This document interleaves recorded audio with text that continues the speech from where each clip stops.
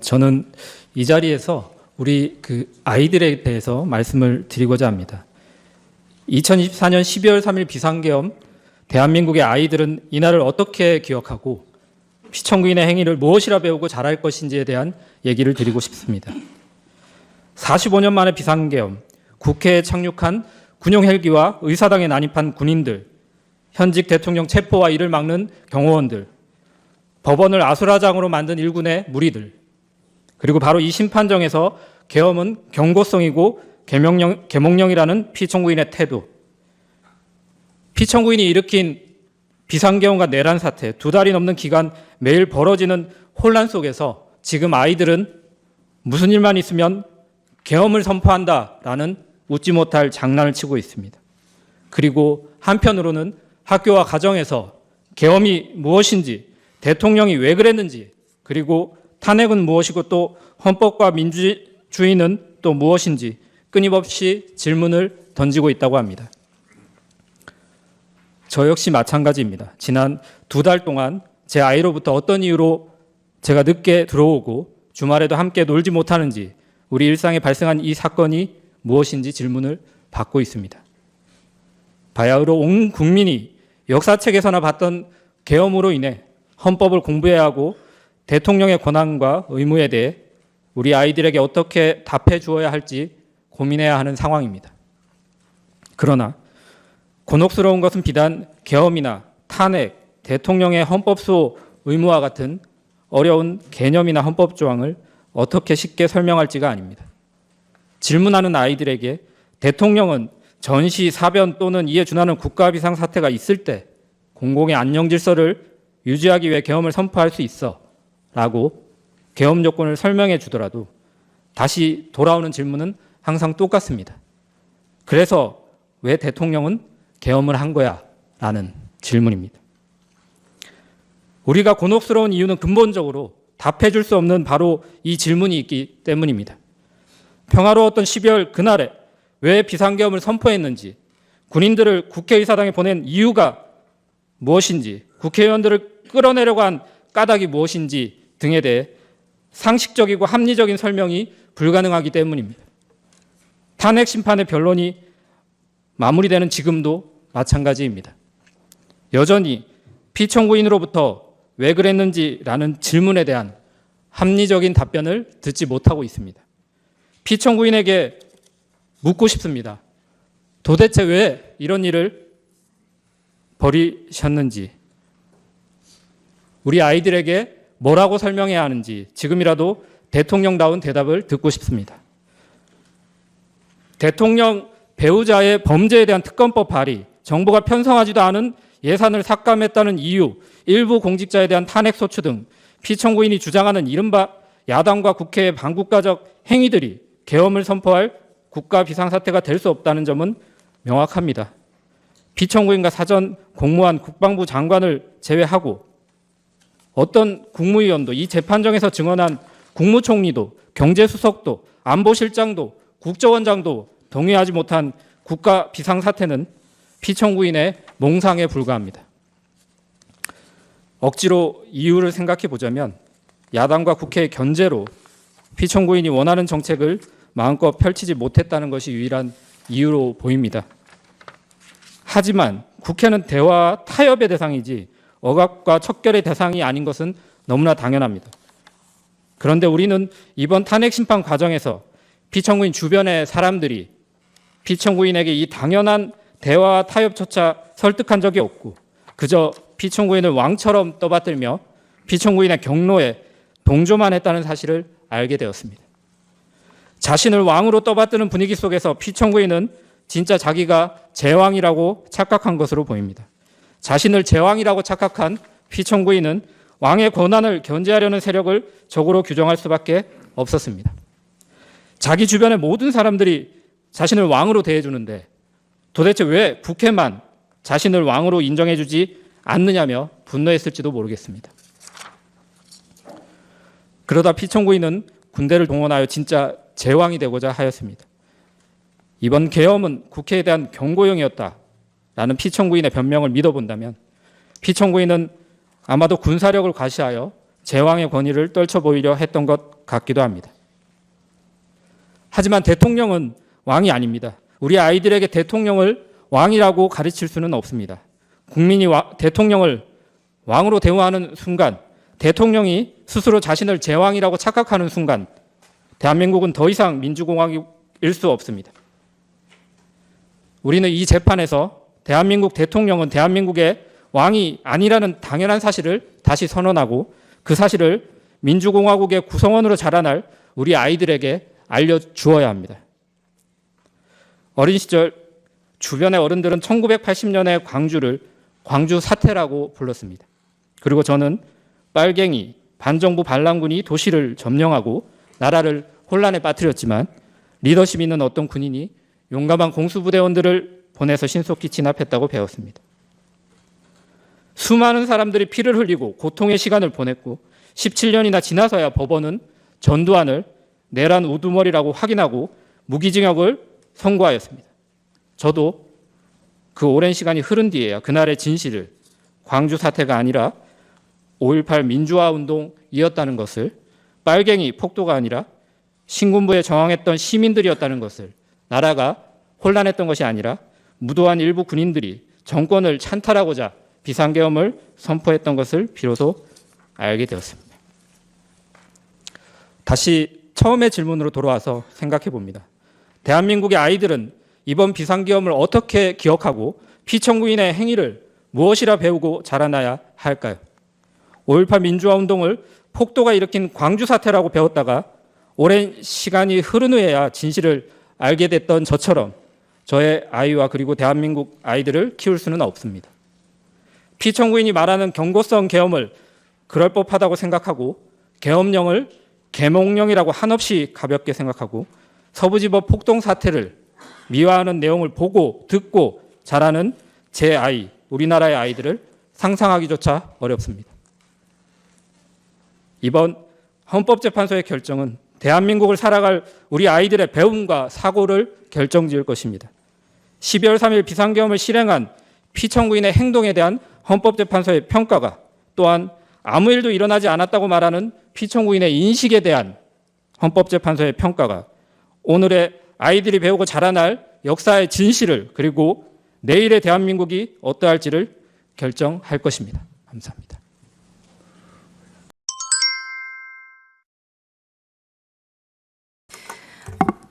저는 14개월 딸아이를 둔 아기 엄마입니다.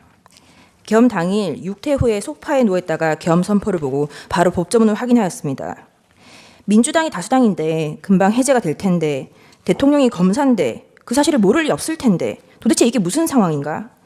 역시나 금세 국회 해제 의결이 있었고 계엄은 해제되었습니다.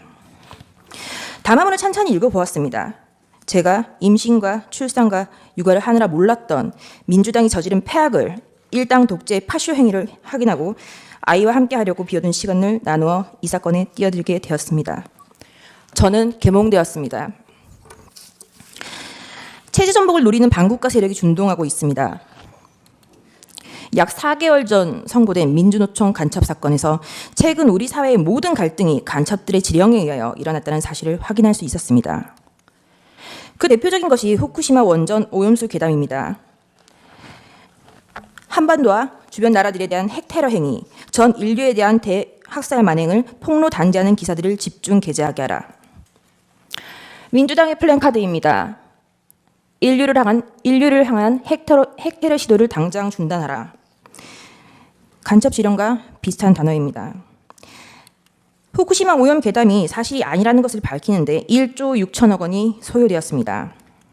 1조 6천억 원은 민주당이 삭감한 대왕고래 프로젝트 497억 30번, 민주당이 삭감한 민생범죄 수사 특활비 특경비 587억 27년치, 민주당이 삭감한 아이들보험 지원 사업 384억 40년치, 민주당이 삭감한 전공의 지원 예산 931억 17년치입니다. 윤석열 대통령은 2022년 3월 9일 당선되었습니다. 간첩들은 대선 후보 시절부터 윤석열 놈에게 공격의 화살을 집중하라고 하였습니다. 또한 공정, 기회, 새로운 변화로 청년들이 보수화되는 것을 막고 진보 민주개혁 세력의 역량상 우세를 보장하도록 조직 사업을 하라고 지령을 내렸습니다. 또한 윤석열이 한미동맹 우선을 전면에 내걸고 반북 대결 정책을 추구할 것이니 집권 초기부터 윤석열 패거리들을 조직적으로 공세 전개하라. 그리고 윤석열론과 일가 족속, 측근들의 정치 추문을 집요하게 압박 공세를 강화하라고 제2의 촛불항쟁 때와 같은 윤석열 탄핵투쟁의 불씨를 지펴올리라고 지령을 내렸습니다. 이에 따라 비상계엄 전까지 약 178회에 달하는 윤석열 퇴진 탄핵 집회를 열었습니다. 이 사건 계엄을 내란죄로 고발한 자는 민주노총 위원장이었습니다. 그리고 2025년 2월 21일 며칠 전 이재명은 민주노총을 찾아가 민주노총은 탄핵 사태 때 가장 큰 역할을 하였다고 감사 인사를 하였습니다. 간첩들은 국회 진입에도 적극 개입하였습니다. 진보당과 연대하라. 정의당의 당 지도부를 장악하도록 밀어주라. 한편 문재인 정부는 박근혜 정부의 계엄 문건을 친위 쿠데타로 몰아 2018년 기무사령부를 해체하였습니다. 104일 동안 200여 명을 조사했지만 내란 음모는 전원 무혐의 종결 처리되었습니다. 민주당이 지금 하고 있는 내란몰이를 예행 연습해 두었던 것입니다. 나라를 위하여 헌신했던 군인들에게 모욕과 고초를, 간첩을 잡는 방첩 사업 업무를 질적 저하를 야기시켰습니다. 또한 문재인 정부는 박지원 전 국정원장은 2020년 국정원의 대공수사권을 폐지하였습니다. 민주당은 자신들에게 국민이 부여한 대정부 견제권이라는 것을 앞세워 지금까지 총 29차례의 탄핵을 발의하였습니다.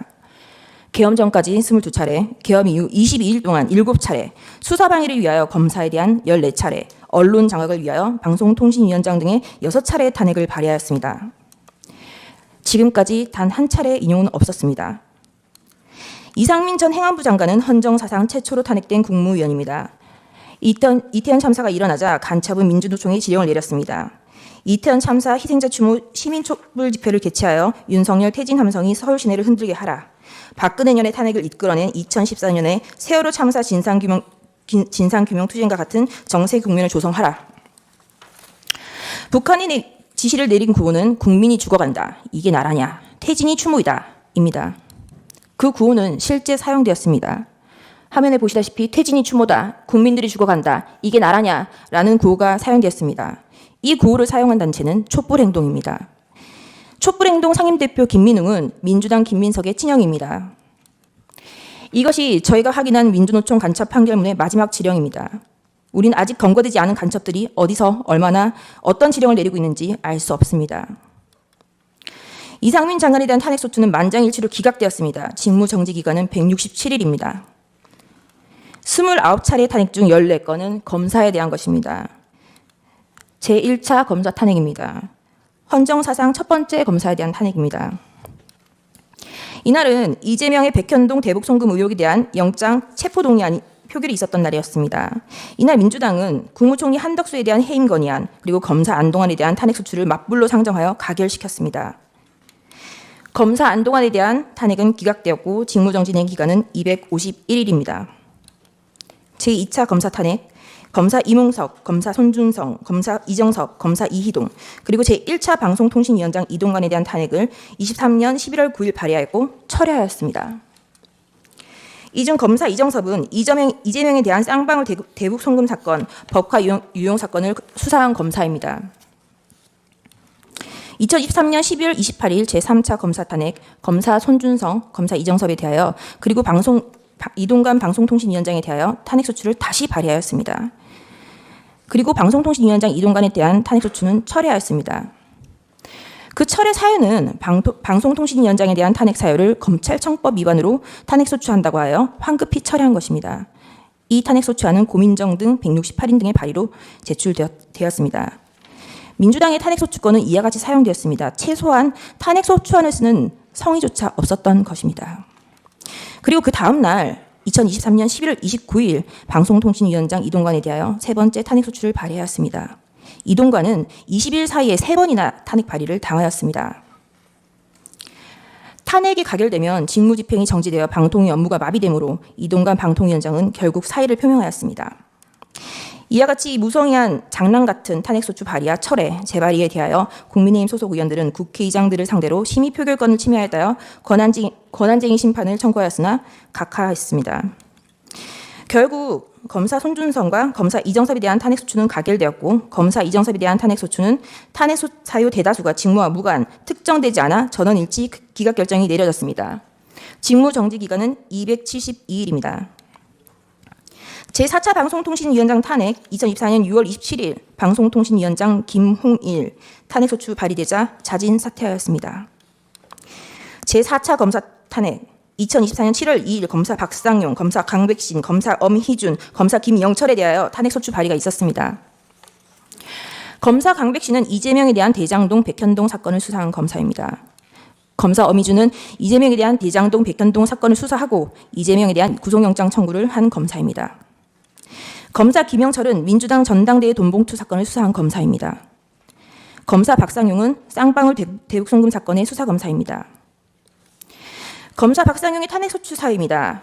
민원인 대기실 바닥에 설사를 하고 벽에 대변을 발랐다. 이화영에 대하여 이 보이는 영상 녹화실에서 연어회와 종이컵에 소주를 따라주고 진술을 회유하였다.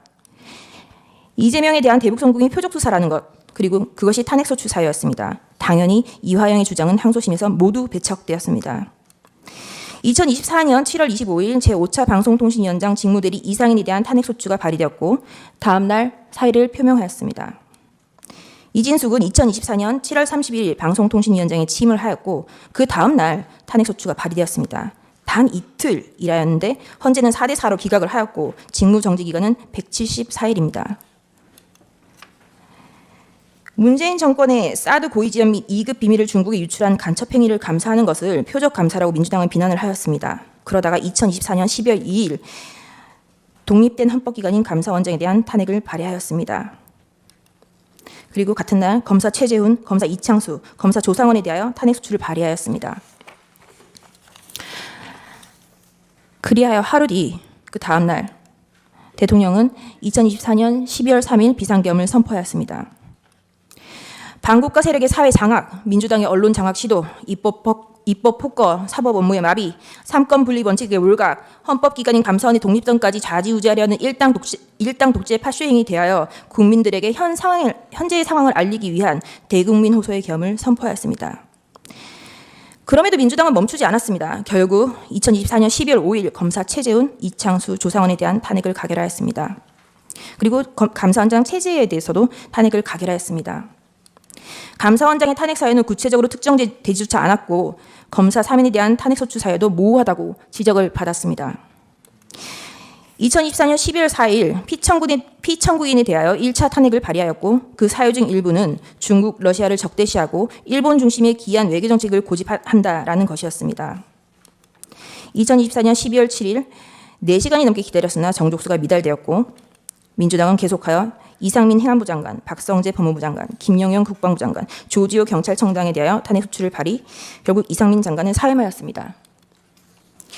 대통령에 대한 탄핵이 쉬이 이루어질 것 같지 않자 한동훈에 대한 체포설, 정치인에 대한 체포설, 판사에 대한 체포설이 난무하기 시작하였습니다. 2024년 12월 12일 대통령에 대한 두 번째 탄핵소추가 발의되었습니다. 그리고 체포설만 가지고 부족하자 2024년 12월 13일 김어준이 한동훈에 대한 사살설을 터뜨렸습니다. 우리는 모두 이 뉴스가 이제는 가짜인 것을 압니다. 결국 2024년 12월 14일 대통령에 대한 탄핵소추가 가결되었고 헌법재판관이 임명하지 않는다는 이유로 한덕수 국무총리를 탄핵하였습니다. 그리고 최상목 권한대대행에 대하여 각종 사유로 탄핵 카드를 꺼내고 있는 것을 국민 여러분들은 지켜보고 있을 것입니다. 부끄러움을 모르는 자들은 민주당 노종면 원내대변인은 2024년 12월 23일 국무위원 총 16명 중 5명만 더 탄핵하면 국무회의 의결을 못하니 법안이 자동으로 발효된다라는 발언을 하기도 하였습니다. 또한 민주당은 2025년 2월 20일 헌법재판관의 후임자가 임명되지 못하는 경우 기존 재판관의 임기를 자동으로 연장하는 내용의 법안을 발의하였습니다. 헌법재판관의 임기는 6년으로 헌법 제112조 제1항에 명시적으로 규정하고 있습니다. 도대체 누가 국헌을 문란하게 하고 있는 것인지 묻고 싶습니다. 이상입니다.